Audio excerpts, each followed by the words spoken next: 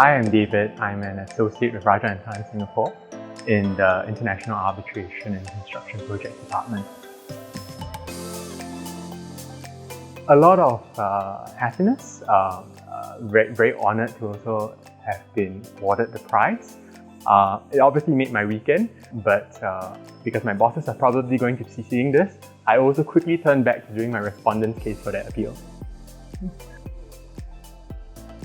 Well, a lot of that actually had to do with COVID. I was at home trying to find ways to keep myself occupied, and so I chanced upon a flyer advertising the Christopher Bathurst Prize. I looked at the question, I thought it might be interesting to take a stab and see what I might be able to come up with. No, it wasn't actually. I took part once as a second-year law student. I don't think I consciously did anything different, but I do think that the various experiences, especially the practical ones, of working in a law firm do help, because you start to think of the law less like theory, but more in terms of its practical realities. And I do think that helped shape my opinion on the legal issues in this year's question.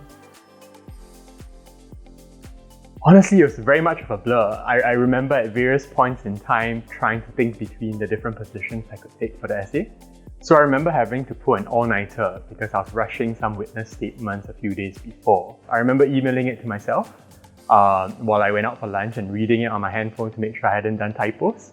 I was very, very worried about whether I was missing something when I was reviewing it and sending it off shortly after. I have read my submission since, and I don't think I would change anything about the substantive position, but I do think there were definitely a few typos that I did not pick up after that all-nighter that I pulled. And I would definitely not recommend it for future participants. It's definitely better to have a clear mind when you're writing about legal issues. Well, the travel, obviously. The whole feeling of being overseas on an airplane again would be great.